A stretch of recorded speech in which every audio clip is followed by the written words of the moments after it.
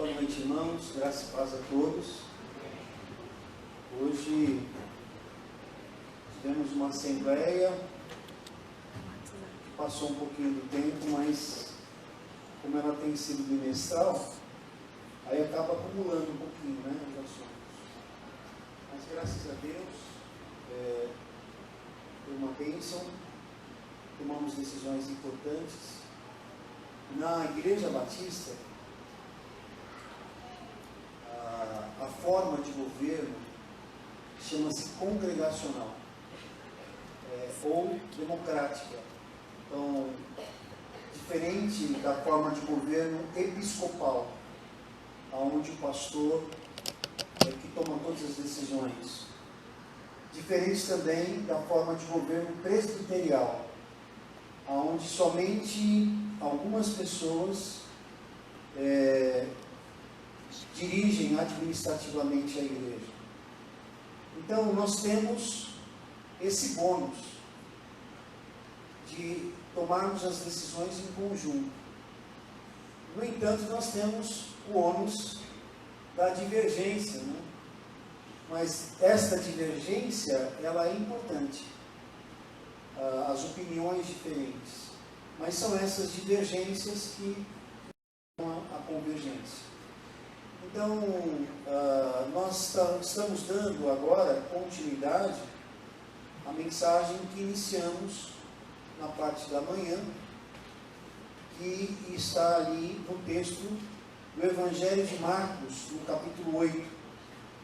Então, abram suas Bíblias, eu estou com a versão NVI, e nós vamos ler novamente. Esse texto começa no versículo 31, e termina no capítulo 9, no primeiro versículo 1. E aí vem e traz o tema: Jesus prediz sua morte e ressurreição. Então, vamos nos ater, vou ler aqui no laptop, porque tem a fonte maior, e como disse pela manhã, estamos mais ecológicos, né? E vamos ver se eu consigo. Ok, mesmo assentados, mas com toda a reverência, acompanhe a leitura. Então ele começou a ensinar-lhes que era necessário que o Filho do Homem sofresse muitas coisas e fosse rejeitado pelos líderes religiosos, pelos chefes dos sacerdotes e pelos mestres da lei. Fosse morto e 3 dias depois ressuscitasse. Esse respeito. Então Pedro, chamando-o à parte, começou a repreendê-lo. Jesus, porém, voltou-se, olhou para os seus discípulos e repreendeu Pedro, dizendo: para trás de mim, Satanás. Você não pensa nas coisas de Deus, mas nas dos homens. Então ele chamou a multidão e os seus discípulos, e os discípulos, e disse: se alguém quiser acompanhar-me, negue-se a si mesmo, tome a sua cruz e siga-me. Pois quem quiser salvar a sua vida, a perderá. Mas quem perder a vida por minha causa e pelo Evangelho, a salvará. Pois que adianta ao homem ganhar o mundo inteiro e perder a sua alma? Ou o que o homem poderia dar em troca de sua alma? Se alguém se envergonhar de mim e das minhas palavras nesta geração adúltera e pecadora, o Filho do Homem se envergonhará dele quando vier na glória de seu Pai com os santos anjos. E lhes disse: garanto-lhes que alguns dos que aqui estão de modo nenhum experimentarão a morte antes de verem o reino de Deus vindo com poder. Amém? Deus nos abençoe com a sua palavra. Vamos orar. Curva a sua fronte, fecha teus olhos, ore silenciosamente, peça para que Deus fale com você nesta noite.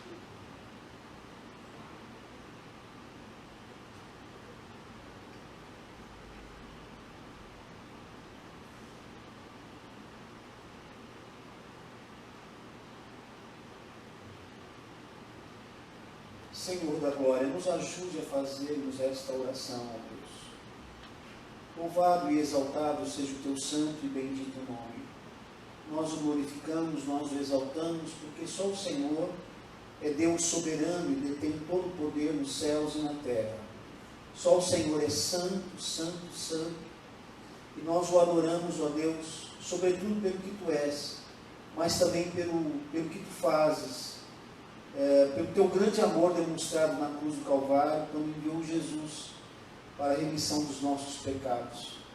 Nós te louvamos, ó Deus, porque poderíamos estar em tantos outros lugares nesta noite, mas aprove ao Senhor, pela tua imensa graça, poder e misericórdia, nos trazer aqui, ó Deus, diante de ti, da tua igreja.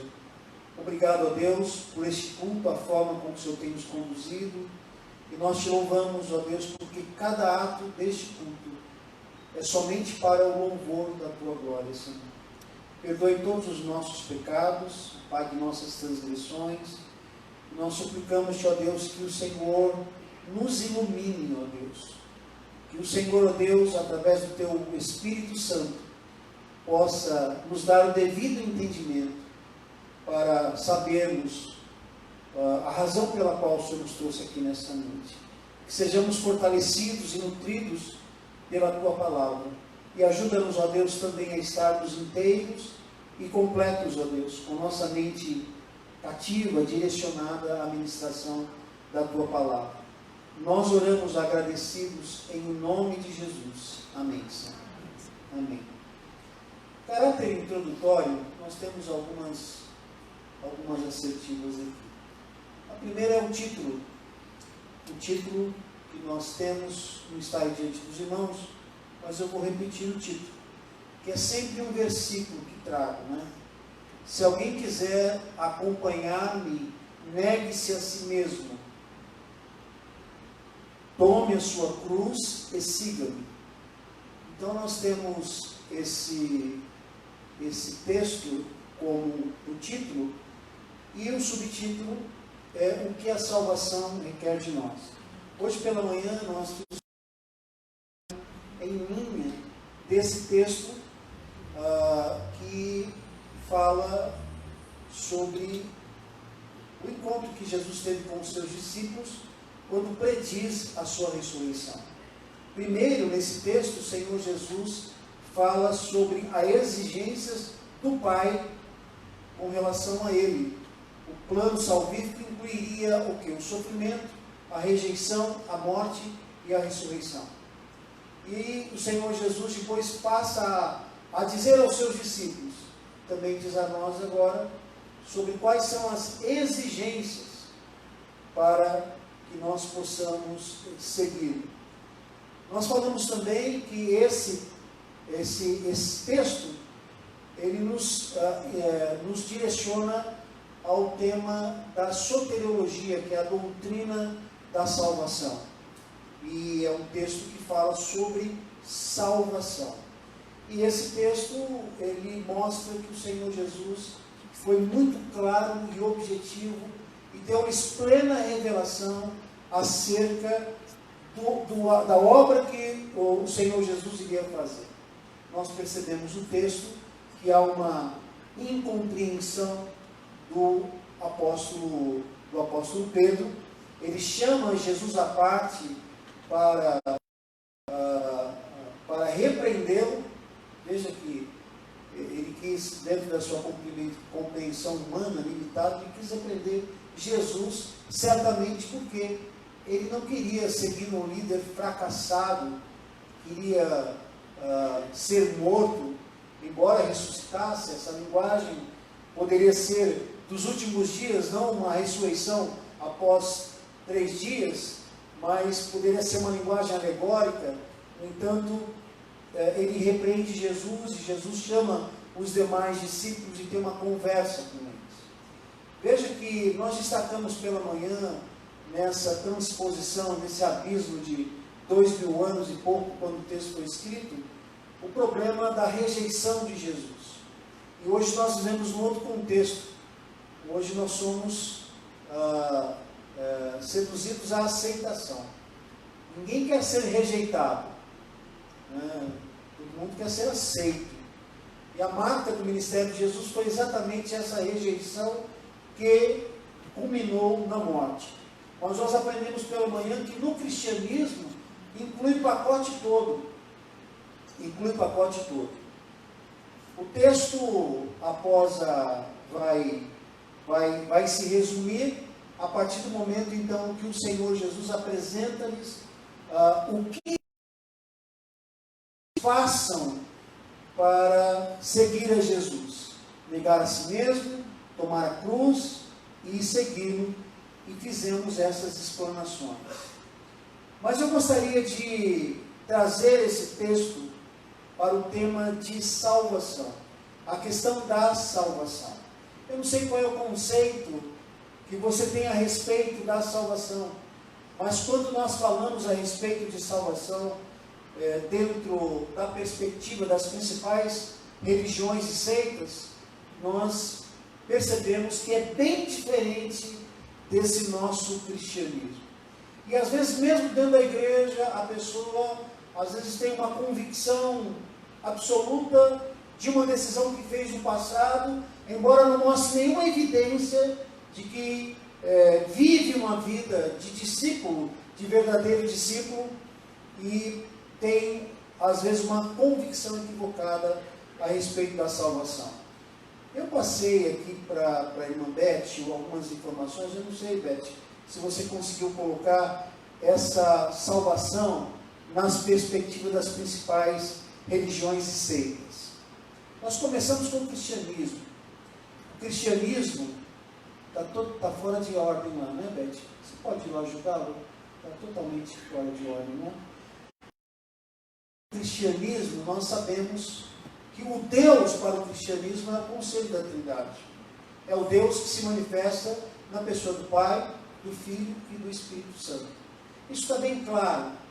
Embora Deus, quando é se referido a Deus, nós falamos de Deus Pai, o Deus Todo-Poderoso, que é trino também. E a salvação, no contexto do cristianismo, é a salvação pela graça, através da fé em Jesus. Irmãos, a salvação dentro do cristianismo, você precisa crer. Você não precisa fazer absolutamente nada a não ser crer em Jesus. E através dessa fé em Jesus, você alcança a salvação quando você o aceita como único e suficiente Salvador da sua vida. Quando nós falamos na salvação, na perspectiva do budismo, a ideia é que o Deus pessoal não existe, mas a salvação é o nirvana. Isso é um caminho que se pode perseguir de 8 vias. Quando a gente fala a respeito do candomblé, então ele chama Deus de Olum da Maré, que é o Criador de todas as coisas. E a salvação se obtém através de rituais e cerimônias. Deus também é a Trindade, porque é um segmento do cristianismo. Mas a salvação que eles pregam é a seguinte: fora da Igreja Católica e o cumprimento dos seus sacramentos, não há salvação em nenhum outro lugar, em nenhuma outra igreja. Existe uma seita também chamada de cientologia. O Deus é o universo e a salvação é a reencarnação. Muito semelhante ao espiritismo kardecista.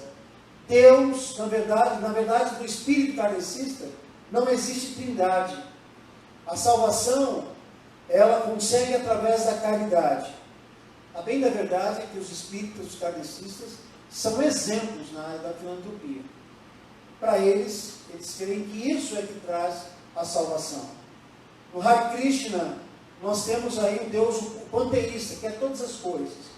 É um Deus imoral, é impessoal, é vulgar, é sensual. E a salvação é alcançada através de Krishna, yogas, mantras e também das reencarnações. No hinduísmo, Deus é o Brahma. Não é a Brahma, tá, gente?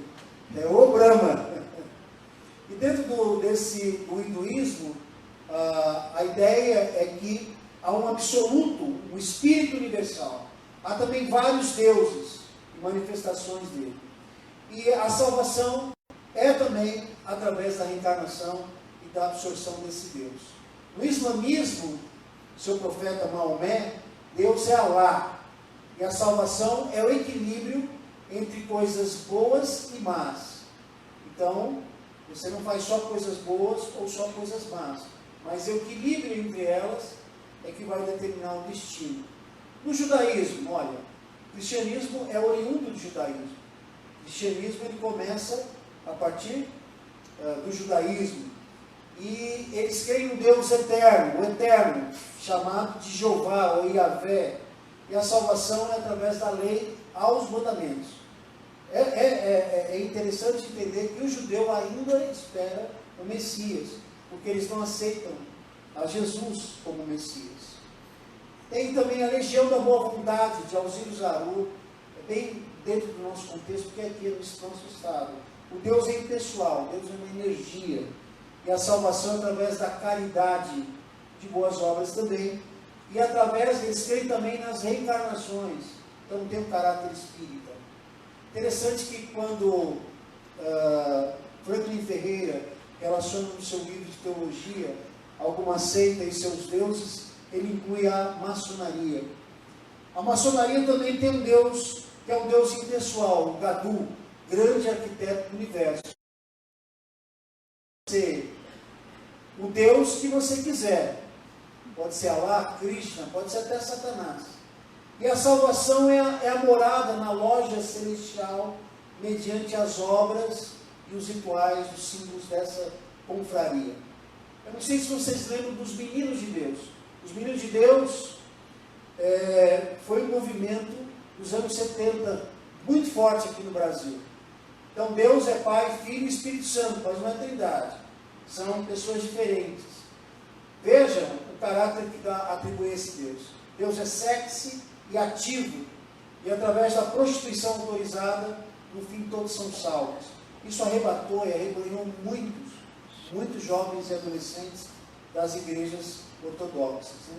O monismo, do reverendo Moon, Deus é tanto positivo como negativo, não há trindade, e Deus precisa de Moon para resgatar a sociedade. Então, a obediência e a aceitação aos verdadeiros pais, Moon e a sua esposa. No mormonismo, os mormons, né, eles também creem em 3 deuses, e a salvação é pelas boas obras e preceitos cerimoniais da igreja mormon. E lá também, nós encontramos também a questão da nova era. Deus é uma energia também, uma força impessoal, mas o New Age, né, como conhecido, todos são deuses. A salvação é que o mau karma tem que ser compensado com o bom karma, na outra reencarnação. Também tem caráter espírita. E olha o que nós vemos na relação o satanismo. O satanismo é muito forte no nosso país e também na nossa cidade. Já tem templos satânicos. Então, o Deus deles é o diabo, naturalmente, e às vezes como símbolo do mal ou força poderosa, que quando cultuado dará recompensa aos fiéis comprometidos com esse Deus do mal. E a salvação, olha que interessante, a salvação para os satanistas é o existencialismo vital, isto é, curtir a vida, a vingança no lugar de dar a outra face, e tudo que conduz à gratificação física, emocional e espiritual traz salvação. Temos a seita de Masaharu Taniguchi também, a Sheishonoye, que tirou muitos católicos dos seus templos nos anos 80 e 90. Deus é impessoal, tudo é Deus. É uma espécie de panteísmo. Né? E a salvação é que o homem é o seu próprio salvador. Muito ligado ao coaching, muito ligado a esses treinamentos, onde o homem tem um Deus dentro de si e ele precisa descobrir esse Deus dentro de si. Teosofia, que está oferecendo cursos de mestrados gratuitos a muitos teólogos aí, dizendo que Deus é um princípio filosófico. E a salvação é uma doutrina secreta. É a Ísis sem véu. Não é aquela Ísis, não. É outra Ísis, tá? É Ísis sem véu. A chave da teosofia, a voz do silêncio, é também forma de meditação. Olha aí os arianos, os antigos arianos, testemunho de Jeová. Jeová é uma só pessoa. Eles não creem na Trindade. Jesus é nosso irmão, para ele Jesus não é Deus. E a salvação é obedecer às ordens da sociedade, torre de vigia. Eu tive um colega que foi de lá, foi um dos grandes líderes, e ele é que treinava as pessoas para vender as revistas, e eles só realmente alcançariam a salvação se vender as revistas da torre de vigia. A Umbanda, muito forte, no Rio de Janeiro, mistura com o candomblé, e mostra que a ajuda dos espíritos é que traz uma mensagem de paz a eles. Não fala assim em salvação, nem em Deus. Eles dizem que Zambi é o único, onipotente e irrepresentável e adorado sob vários nomes, mas ele é impessoal. E finalmente o unitarismo, um homem, Deus é um homem, não um Cristo. Existe um Cristo inerente a cada um, dentro de cada um tem um Cristo e a salvação. A gente percebe que o conceito de salvação dentro da nossa sociedade, dentro das seitas, heresias e religiões, são as mais diversas possíveis. Mas nós sabemos que não há salvação em nenhum outro. Agora, à luz desse texto, nós percebemos que a salvação é em Cristo. Mas não só percebemos que a salvação é em Cristo, mas percebemos também o que a salvação requer de nós. As pessoas pensam que não há nenhuma responsabilidade humana. As pessoas acham que, por crerem na doutrina da perseverança dos santos, e aí o adágio cristão, uma vez salvo, salvo para sempre, não precisam fazer absolutamente nada. Mas eu quero propor 7 lições, fundamentadas obviamente no texto, sobre o que a salvação requer de nós. Primeiro, a salvação requer de nós que administremos o mesmo cálice de Cristo. Nós aprendemos hoje pela manhã que da mesma forma que o Senhor Jesus, ele sofreu, foi rejeitado, foi morto e ressuscitado, esse cálice está diante de nós também. Como cristãos, nós somos pequenos Cristos, e nós compartilhamos, sim, das bênçãos, mas compartilhamos também do cálice amargo que o Senhor Jesus administrou. Embora essa parte nós não queremos, essa parte nós rejeitamos. Às vezes nós queremos só usufruir das bênçãos que o cristianismo nos oferece, que Deus nos oferece, mas nós não queremos o sofrimento, não queremos a rejeição, e por conta disso nós barganhamos a fé, e por conta da aceitação, nós vamos seduzindo as pessoas para que nos admirem, colocando a nossa fé de lado. Meus irmãos, quando o Senhor Jesus começou a ensinar-lhes, e começou a falar do que o Filho do Homem passaria, claramente foi mostrado claramente que a exaltação de Cristo é o caminho inverso, é o caminho da fragilidade, é o caminho da autonegação, é o caminho da renúncia. Foi esse o cálice que o Pai preparou para o Filho, e da mesma forma o Filho prepara esse cálice para a igreja. Sofrimentos são inerentes à vida cristã. Nós devemos glorificá-lo, exaltá-lo. Não estou dizendo que não haja bálsamo na vida cristã. Há muito bálsamo, mas nós precisamos estar conscientes que uma vez que você é cristão, você levanta a bandeira contra Satanás, contra o mundo impiedoso. Por isso, nós também devemos administrar o mesmo cálice de Cristo. Segundo lugar, o que a salvação requer de nós? Que a vontade de Deus prevaleça em nossa vida e que nossos projetos humanos se sujeitem aos projetos divinos. O texto vai dizer, ele falou claramente a respeito. Então Pedro, chamando à parte, começou a repreendê-lo. Jesus, porém, voltou-se, olhou para os seus discípulos e repreendeu Pedro, fez abertamente, dizendo: para trás de mim, Satanás, você não pensa nas coisas de Deus, mas nas dos homens. Veja que, muito provavelmente, ainda a ficha não havia caído, e Pedro entendia que Jesus iria derrubar o governo romano. Mas o Senhor Jesus deixou claramente a eles, dizendo que o meu reino não é deste mundo. E quantas vezes nós colocamos os nossos projetos pessoais, humanos, que podem ser até legítimos, à frente dos projetos de Deus. Deus tem um propósito na nossa vida, isso não é chavão, isso é uma verdade. Deus tem um propósito especialmente para a igreja, para a sua vida e para a sua família. E nós precisamos então, quais são os propósitos que Deus tem para a nossa vida? E os nossos planos humanos, os nossos projetos humanos, ainda que precisam ser elencados, não pode sobrepujar o projeto divino e a vontade de Deus. Parece que o Senhor Jesus estava dizendo a Pedro: deixa de ser menino, você só pensa nas coisas terrenas, você é servo, se coloque no seu lugar, como nós vimos as notas dos teólogos hoje pela manhã, se ponha no seu lugar. Mas Pedro ali foi uma espécie de um advogado do diabo. Fizemos a menção de que muitas vezes, apesar das nossas convicções serem razoáveis, da nossa racionalidade, muitas vezes, não poucas, ao invés de sermos a voz de Deus, somos a voz do inimigo. O Senhor Jesus teve o devido discernimento e disse: arreda-te de mim, Satanás. Ele repreendeu Pedro, mas ele repreendeu o inimigo que queria tirar proveito daquela racionalidade de Pedro, não desejando que o Senhor Jesus morresse.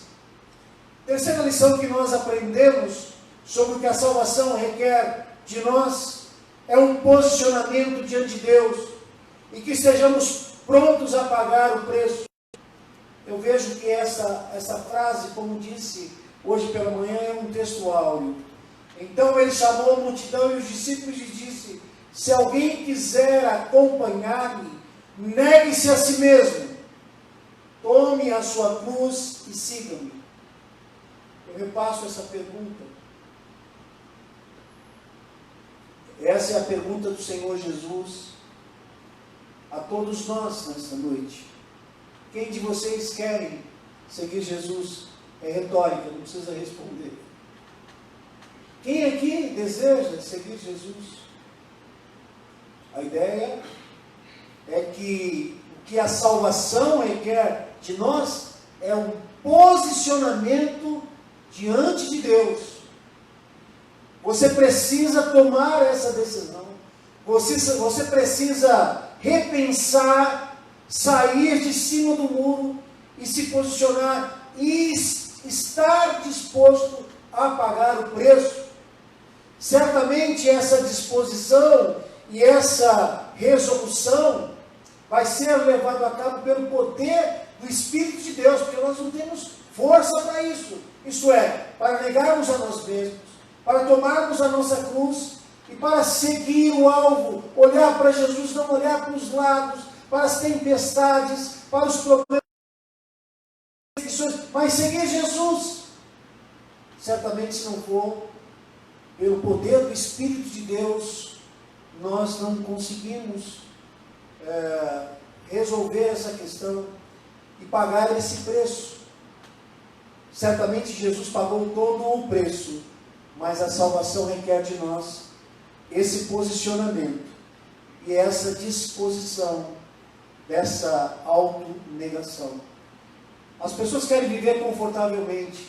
Quando chega no momento onde nós precisamos nos posicionarmos, então a gente não quer assumir as responsabilidades como cristão.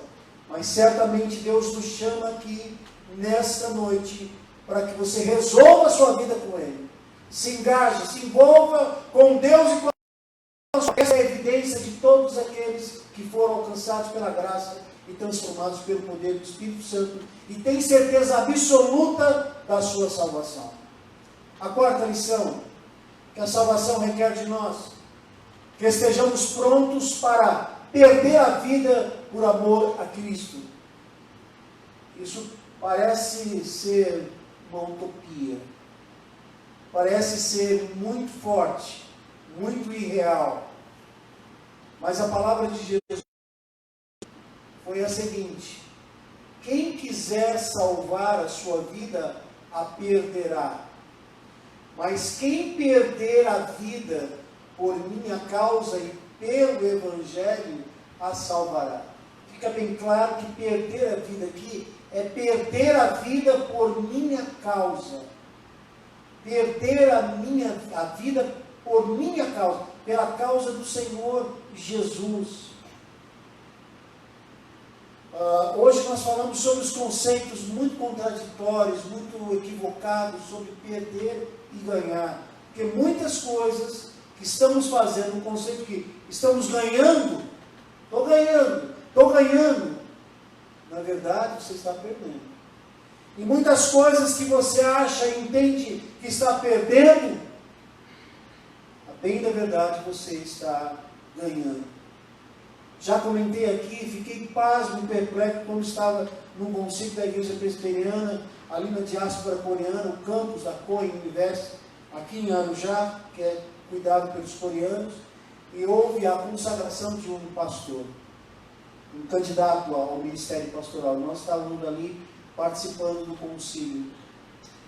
E antes de fazer a oração consagratória, impor as mãos, do presbitério, como Paulo fala a Timóteo, as suas mãos, impor as mãos no presbitério, que é a reunião de pastores que impõem as mãos, e aquele homem, aquela pessoa é consagrada ao ministério pastoral. Alguns usam a palavra ordenado, porque é arrolado na ordem dos pastores. Então, uma pergunta clara para aquele candidato. Ele disse: olha bem nos meus olhos, você está pronto a morrer por Cristo, pela causa de Cristo? Você está preparado para ser pastor e morrendo por Jesus, se necessário for? Parece que ele não estava esperando, dentro do contexto brasileiro, ele não estava esperando esse tipo de pergunta. Ele hesitou, mas ele disse: sim, eu estou pronto a morrer por Jesus, pela causa do Evangelho. Então nós vamos orar consagrando você a pastor. E oraram por ele. Nós, irmãos, e nós,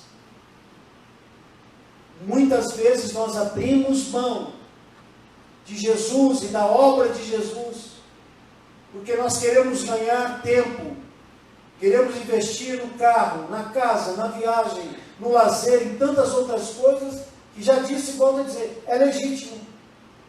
Mas Mateus 6,33 vai dizer: buscai primeiro o reino de Deus e a sua justiça, e as demais coisas vos serão acrescentadas. O verdadeiro cristianismo nos molda a tal ponto de estarmos dispostos a perder a vida por amor a Cristo.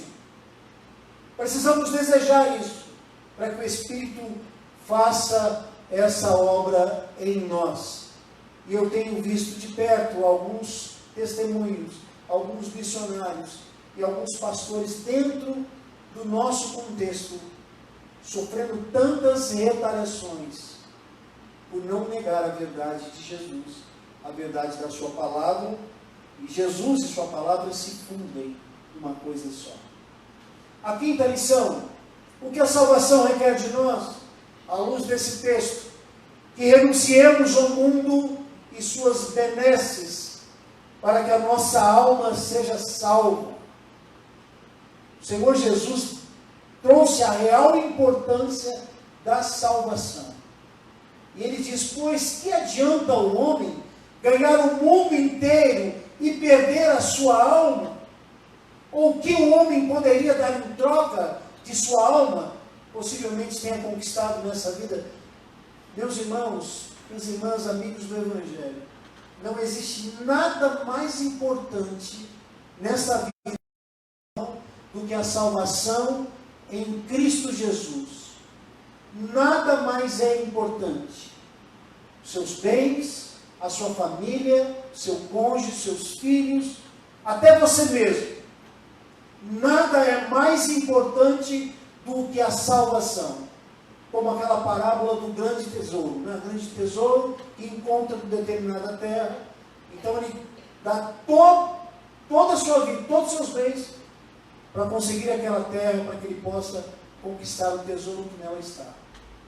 A salvação, ela é eterna, é a vida que nós teremos com Cristo. E nós precisamos renunciar o mundo, o nosso eu, não reivindicar o nosso eu, mas renunciar o mundo. Lá em 1 João nós vamos ver elencado os 3 inimigos: a concupiscência, a cobiça da carne, a cobiça dos olhos e a soberba da vida, representado pelos desejos da carne. O mundo viu os homens ímpios que nos seduzem e Satanás e seus anjos. Renunciar o mundo não é fácil, irmãos. Vamos ser transparentes aqui. Nós somos apaixonados pelo mundo e pelo que o mundo oferece. O brilho deste mundo, Satanás, ele não foi pouco inteligente quando riquezas para Jesus, se ele prostrasse ali e adorasse, na verdade seria negar a própria cruz. O máximo, o brilho deste mundo. E pode ser que não seja consciente essa busca, mas inconscientemente nós queremos o mundo, nós queremos a moda, nós queremos os status, nós queremos ser aceitos. Mas hoje Deus nos reúne aqui para que você renuncie o prazer deste mundo que está ocupando o lugar de Deus na sua vida. E pode ser simplesmente um canal digital, um tipo de roupa, um adorno, um relacionamento. Pode ser um trabalho, pode ser alguma coisa que está tirando o seu prazer, o seu deleitar-se nas coisas de Deus, conforme Salmo 37 nos ensina. Deus nos reúne aqui para dizer: você precisa decidir entre a glória do mundo e a glória de Deus. E se você decide pela glória de Deus, você vai trilhar um caminho de limitação, de pequenez, de miserabilidade, de inversão de valores, de humilhação, de perdas, de ser último. Então, possa realizar a obra que Ele quer realizar em cada um de nós. Para de corre-corre, meu irmão. Para de corre-corre. A casa sempre vai precisar ser arrumada. O carro sempre vai precisar ser lavado. Sempre você vai ter que fazer viagens. Sempre você vai ter que receber pessoas em casa. Dá prioridade a Cristo. Renuncie o mundo. Renuncie o mundo. Essa semana eu tive uma experiência tão maravilhosa na minha vida. Eu tenho tido essas experiências, eu louvo a Deus. Sabe qual é? De esquecer o celular em algum lugar. Que bênção! Porque com o celular você tem ali as mensagens, o WhatsApp, tem tantas outras coisas, e tantas informações, as dúvidas, você joga no Google ali, e você sabe, e o caminho que você vai seguir. Mas eu passei uma manhã, um pouquinho da tarde, completamente longe.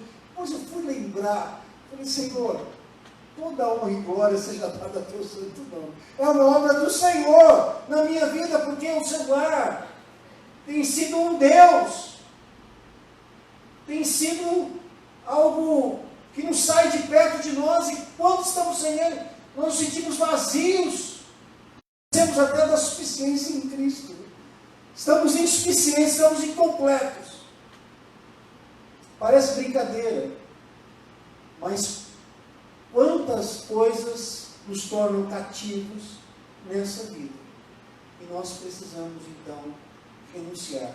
Renunciar, renunciar, renunciar, renunciar. E é só uma obra espiritual em nós. Porque a gente não consegue. Ontem, no debate jovem que tivemos em nossa casa, foi falado sobre essa questão de renúncia também.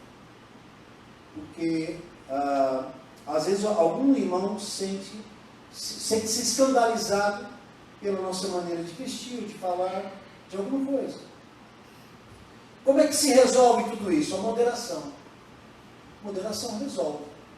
Mas o que resolve mesmo é a renúncia. para glorificar a Deus e agradar a Deus. A penúltima lição sobre o que a salvação requer de nós: confessemos a Cristo em toda e qualquer circunstância, não temendo que o homem nos possa fazer. Irmãos, é interessante o peso que tem nessa orientação aos discípulos sobre as exigências da salvação. É a questão de confessar a Cristo. Vejam as palavras do Senhor Jesus: se alguém se envergonhar das minhas palavras nesta geração adúltera e pecadora, o Filho do Homem se envergonhará dele quando vier na glória de seu Pai com os santos anjos. Vejam que o Pai, o Senhor Deus, confessou Jesus ali no batismo, e confessou Jesus também na transfiguração, texto que veremos adiante. Da mesma forma que o Pai confessou Jesus, seu Filho, o Senhor Jesus vai nos confessar diante do Pai e diante dos anjos. Mas há uma premissa, uma condição, e a condição é que nós confessemos a Jesus. E eu digo isso aos meus filhos, digo isso à igreja, digo isso: você precisa perceber o seu campo missionário, e por onde você passar, as pessoas precisam ver Jesus em você, nos seus atos, nas suas atitudes, nas suas palavras. E primeiro você prega com a vida, se necessário for com palavras, mas nós precisamos confessar Jesus como um sal fora do saleiro, não um sal que causa estranheza no paladar. Como já disse, o sal tem que ser sutil. Você não pode ver o sal, às vezes você vê na salada, mas não pode ver o sal na comida, senão não dá. Da mesma forma a luz tem que ser suave, senão ninguém cega as pessoas. Então você não tem que ser um crente chato, você tem que ser sal e luz de maneira moderada, e as pessoas vão perceber que você é diferente. Você precisa confessar a Cristo. Me lembro quando estava uma família foi resgatar uma menina que havia convertido na Igreja da Liberdade. E ele disse: você é o seminarista aqui, não é? Procuraram o pastor, porque eu havia evangelizado. E ela disse: ela vai voltar para a nossa seita, mas nós queríamos conversar com você, e nós queríamos oferecer um almoço para você, vários líderes. E eu disse: tudo bem, nós vamos almoçar junto e vamos conversar. E nós fomos conversar. Naquele tempo tinha um restaurante pertinho da Liberdade, chamava Galetos, aí na Rua do Arroz, muito tempo atrás. Nós sentamos ali, havia uma mesa redonda, nós começamos a conversar. Quando chegou a comida, eu parei e dei graças. Eu aprendo ao mesmo tempo, dando graças, eu orei silenciosamente, dizendo: Senhor, tenha misericórdia, eu não tenho forças para falar de Jesus, para confessar Jesus, para falar. Eu peço que o Senhor me ajude, que o Senhor me ajude. Falando, lembrando os textos, a gente comendo e tal, e de repente, eles não tiveram nenhuma atitude de oração, na refeição, não reconhecer a dádiva de Deus ali colocado para nós. E de repente chega um garçom bem perto de mim e falou assim: posso dizer uma coisa para o senhor? Não pode. Rapaz, não, senhor, você é um servo de Deus, que eu percebi que você é um servo de Deus. E todo mundo parou. Mas por quê? Porque você deu graças pela refeição. E a gente percebe aqui no restaurante que as pessoas que dão graças são servos de Deus. Interessante, a discussão parou ali. Parece que Deus mandou um anjo ali para falar que eu era um servo de Deus. Aquela palavra parece que teve um peso diferente naquele lugar. E eu disse: ai Deus, ainda bem que eu orei, porque às vezes a gente morre de vergonha de orar, né? Mas nós precisamos orar, precisamos orar, e precisamos confessar Jesus, precisamos andar em oração. Quantos são agentes secretos de Deus? As pessoas não detectam ele como cristão, como servo de Deus, mas você precisa mostrar que você é cristão, que você serve a Deus, que você é membro da igreja central, Se você tiver algum testemunho, tá? Porque o seu pastor é o Luiz Antônio, é o Júlio Henrique, é o Jesus. Você precisa testemunhar que você é de Jesus. Você precisa testemunhar e confessar Jesus, porque esse é um pressuposto para que o Senhor Jesus confesse você diante do Pai. Não importa o cargo que você ocupe, mostre que você é cristão, no seu negócio, na sua fala, na sua linguagem, em suas atitudes. É a última lição. O que a salvação requer de nós? Que amemos ao Senhor. Um texto de Marcos, um pouquinho adiante, no capítulo 12, amemos ao Senhor de todo o nosso coração, de toda a nossa alma, de todo o nosso entendimento e de toda a nossa força. Sabe, eu faço essa leitura teológica fundamentado no texto que o Senhor Jesus diz ali. Garanto-lhes que alguns dos que aqui estão, de modo nenhum experimentarão a morte antes de verem o reino de Deus vindo com poder. Certamente, não só a transfiguração, onde Jesus seria revelado Filho, mas também no corpo glorificado. Meus irmãos, muitos amam a Deus. Muitos amam a Deus. Mas é de todo o coração. É de toda a nossa alma, nossa psique. Ou ela está preenchida, a nossa mente, de tantas outras coisas. É de todo o nosso entendimento. Algumas coisas que eu vejo, eu rejeito, porque não, peraí, isso é pesado demais. É de toda a minha força, de toda a minha força, eu vou servir a Deus. É o momento de nós repensarmos que a salvação, ela requer de nós um posicionamento diante de Deus, perder a vida por amor a Cristo, renunciarmos o mundo e as suas benesses, confessarmos a Jesus como Senhor e Salvador em todos os momentos e amar ao nosso Deus de todo o nosso coração. Hoje Deus nos reúne aqui para saber quem realmente deseja seguir. Se você já se resolveu, se você está disposto a pagar o preço. Cuide a sua fronte. Decida seguir Jesus. Eu quero orar por você.